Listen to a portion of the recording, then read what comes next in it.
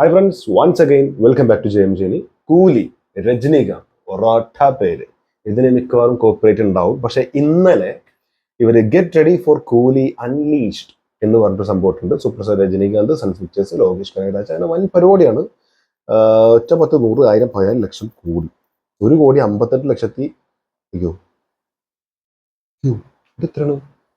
1,58,03,1000 അല്ലേ?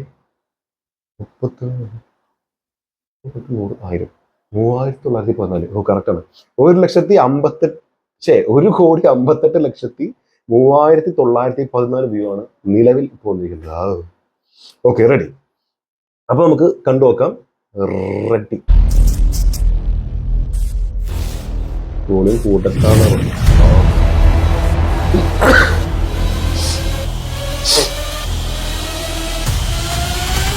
Law decibel.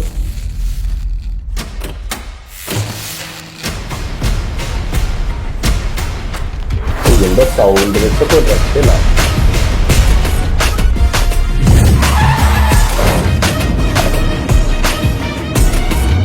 Star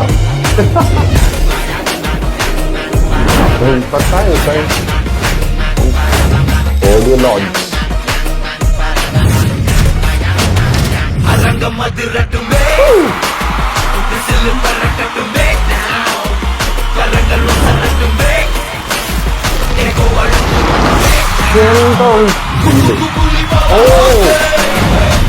It's beyond that. Get ready for a digital experiment. 2/8/2020. അരംഗം അതിരട്ടുമേ. അരംഗം അതിരട്ടുമേ. അരങ്ങിൽ കയറുന്നുള്ളതാണോ അരംഗം ഉദ്ദേശം? അതിരട്ടുമേ എന്ന് പറഞ്ഞാൽ കൈയടക്കട്ടെ, കീഴടക്കട്ടെ എന്നാണോ? എനിക്കറിയില്ല കേട്ടോ. അറിയുന്നവരുണ്ടെങ്കിലും കമന്റിൽ രേഖപ്പെടുത്തും. നമുക്ക് തമിഴ് അറിയുമെങ്കിലും ഇത്തരം ചില സംഭവങ്ങൾ കിട്ടില്ല. അരംഗം അതിരട്ടുമേ എന്ന് പറഞ്ഞാൽ അരങ്ങ് കീഴ്പ്പെടുത്തട്ടെ എന്നാണോ? അറിയുന്നവരൊന്ന് പറയണേ. എന്തായാലും രജനി ഈ ഓഡിയോ ലോഞ്ചിലൊക്കെ വന്നു കഴിഞ്ഞാൽ സംസാരിച്ചു അങ്ങനെ തന്നെയാണ്. And it's not audio launch എന്നാണ് പറഞ്ഞിട്ടുള്ളത്. It's beyond that. അതും മനസ്സിലാവാനുണ്ട്. ജസ്റ്റ് ഇതിങ്ങനെ വന്നിട്ടേ ആ സാധനമൊക്കെ വന്നിട്ട്, ആ സ്റ്റാറിന്റെ സാധനമൊക്കെ വണ്ടിയൊക്കെ വന്നിട്ട് അരംഗം അതിരട്ടുമേ ഞങ്ങൾ പറയുമ്പോഴേക്കും അതിന്റെ ഗോസ് ബംസ്. എന്താണത്? Just animation. ജസ്റ്റ് കുറെ ആളുകൾ നിൽക്കുന്നത്. ഓഫ് കോഴ്സ് 2/8 എന്ന് പറഞ്ഞാൽ അടുത്ത മാസം 2-ാം തീയതി 26, 27, 28, 29, 30, 31 ഉണ്ട് പ്രാവശ്യം. 1, 2 1 വീക്ക്, ജസ്റ്റ് 1 വീക്കാണ് ഇനി ബാക്കിയുള്ളത്. ഇന്ന് മുതൽ നോക്കുകയാണെങ്കിൽ 1 വീക്ക് എന്ന് പറയാൻ പറ്റില്ല, 6 ദിവസം, 7-ാമത്തെ ദിവസം സംഭവം പുറത്തു വരും. അപ്പോൾ ജൂൺ, ജൂലൈ, ഓഗസ്റ്റ് 2-ാം തീയതി ഓഡിയോ ലോഞ്ചിന് അപ്പുറത്തേക്ക് കൂലി ഉണ്ടാക്കി വെച്ചിരിക്കുന്ന magical visual treat and vengeance നമുക്കിവിടെ കാണാൻ പറ്റും എന്ന് വിശ്വസിക്കാം. ഉറപ്പായിട്ടും ഒരു കിടിലം പരിപാടിയായിരിക്കും. അത് ഒന്ന് അനിരുദ്ധിന്റെ മ്യൂസിക് പരിപാടികൾ ഉണ്ടാവും. അതിന്റെ അപ്പുറത്തേക്ക് ഞാൻ കാത്തിരിക്കുന്നത് പുള്ളിക്കാരൻ എന്താ സംസാരിക്കാൻ പോണതാണ്. ഈ ജയിലർ 2-ന്റെ ജയിലർ 1-ന്റെ ഓഡിയോ ലോഞ്ച് ഭയങ്കര രസമായിരുന്നു. അതില് ആ എക്സ്പീരിയൻസ് പറയുന്നതും പുള്ളിന്റെ പ്രണയം, ലവ് സ്റ്റോറി ചോദിച്ച നമ്മുടെ പിന്നെ നെൽസന്റെ കുറച്ച് തമാശ കാര്യങ്ങളും വരുന്നുള്ള കാര്യങ്ങളും പുള്ളിന് ഓരോരുത്തരെ കുറിച്ചും ഓരോന്ന് പറഞ്ഞു കേൾക്കാൻ നല്ല രസമാണ്. അതുപോലെ തന്നെ എനിക്ക് തോന്നിയിട്ടുള്ളത് കുറെ നടന്മാരുണ്ട് അങ്ങനെ. ഇപ്പൊ വിജയുടെ ഓഡിയോ ലോഞ്ച് കേൾക്കുന്ന സമയത്ത് പുള്ളിക്കാരുടെ ഓരോരുത്തരെ കുറിച്ച് പറഞ്ഞു കേൾക്കാൻ രസം. എനിക്കുള്ള അങ്ങനെ ഒരു ത്രില്ല് കിട്ടുന്ന മറ്റൊരു നടൻ രജനീകാന്ത് മാത്രമേ ഉള്ളൂ. ഇവരുടെ അല്ലാതെ വേറൊരാളുടെയും ഓഡിയോ ലോഞ്ച് ഞാൻ ഇത്ര എക്സൈറ്റഡ് ആയിട്ട് കാത്തിരിക്കാറില്ല. ഓഫ്കോഴ്സ് സൂര്യയുടെ ഒക്കെ സംഭവങ്ങൾ വരുന്നുണ്ട്, സൂര്യയുടെ ഓഡിയോ ലോഞ്ച് വരുന്നത് കാണാറുണ്ടെങ്കിൽ പോലും ഭയങ്കര ത്രിൽഡ് ആയിട്ട് ഇവർ എന്ത് സംസാരിക്കുന്നു എന്നുള്ളത് കാണാൻ കാത്തിരിക്കുന്നത് ഇവരുടെ. കാരണം ഇവർ വന്ന് നിൽക്കുമ്പോൾ തന്നെയുള്ള ഒരു ഇതുണ്ടല്ലോ, ആ അല്ലാമുറുണ്ടല്ലോ, അത് കൂലിൻ്റെത്. ഇവരെന്നെ പറഞ്ഞല്ലോ ഓഡിയോ ലോഞ്ച് ബിയോണ്ട് ദാറ്റ് എന്നവർ പറഞ്ഞത്. ഓഫ്കോഴ്സ് അത് പരിപാടി കഴിഞ്ഞിട്ടുണ്ട്, ഇവർക്ക് അറിയാൻ എന്ത് സംഭവിച്ചിട്ടുള്ളത് എന്നുള്ളത്. ആ സംഭവം സംപ്രേഷണം ചെയ്യാൻ പോവാണ്. അപ്പൊ ഇവർക്ക് അറിയാം ഇത് എന്താണ് അവിടെ നടന്നിട്ടുള്ളത്. ജനസാഗരം ഒഴുകുകയാണ് അറിയില്ലേ.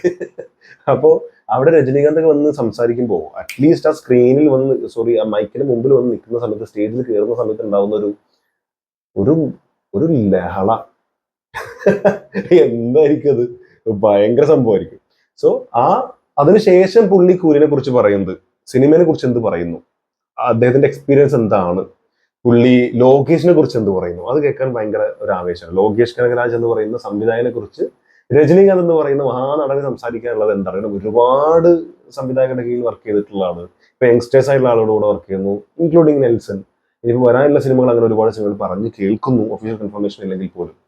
സോ കൂലി എന്ന് പറയുന്നത് ഇതുവരെ ചെയ്ത സിനിമകളിൽ വെച്ച് ലോകേഷ് തന്നെ പറയുന്നത് ഏറ്റവും ബെസ്റ്റ്, ദി ബെസ്റ്റ് എന്ന് പറയാവുന്ന വളരെ ഡിഫറെന്റ് ആയിട്ട് ചെയ്തിരിക്കുന്ന, പൊതുവെയുള്ള അദ്ദേഹത്തിന്റെ LCU പാറ്റേണിൽ നിന്നൊക്കെ മാറി, അല്ലെങ്കിൽ അദ്ദേഹത്തിന്റെ തന്നെ പാറ്റേണിൽ നിന്ന് മാറി കുറെ സാധനങ്ങൾ പിടിക്കാൻ ശ്രമിച്ചിരിക്കുന്ന ഒരു സിനിമയാണ് എന്നുള്ളതാണ്.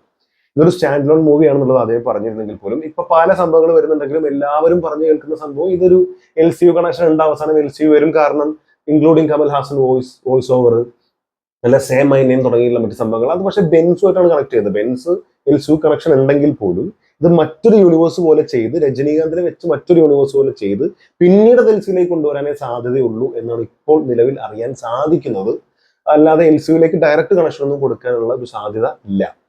ബാക്കി നമുക്ക് കണ്ടറിയാം. കാരണം ഇതിങ്ങനെ പറഞ്ഞിട്ട് പിന്നെ തിയേറ്ററിൽ LCU എന്ന് അറിയുമ്പോൾ ഉണ്ടാകുന്ന ഒരു അവസ്ഥയൊക്കെ ഉണ്ട്. അതൊക്കെ ഭയങ്കരം തന്നെ ആയിരിക്കും. അത് പറയാതിരിക്കാൻ വയ്യല്ലോ, നിങ്ങൾക്ക് അറിയാലോ, ഊഹിക്കാവുന്നേ ഉള്ളൂ. അപ്പൊ എന്തായാലും ഈ വരുന്ന 2-ാം തീയതി ഒരു മ്യാരക സാധനം പ്രതീക്ഷിക്കുന്നുണ്ട്. And eagerly waiting for that. പിന്നെ ഇന്ന് നമ്മുടെ കിങ്ഡം എന്ന് പറഞ്ഞ സിനിമയുടെ ട്രെയിലർ വരാണ്ട്. ടൈം ഒഫീഷ്യലി ഇട്ടിട്ടില്ല എന്നാണ് തോന്നുന്നത്. അതല്ലെങ്കിൽ ഞാൻ ചെക്ക് ചെയ്തിട്ട് ഞാൻ കണ്ടിട്ടില്ല, എന്റെ അറിവില്ലായ്മ ആയിരിക്കാം.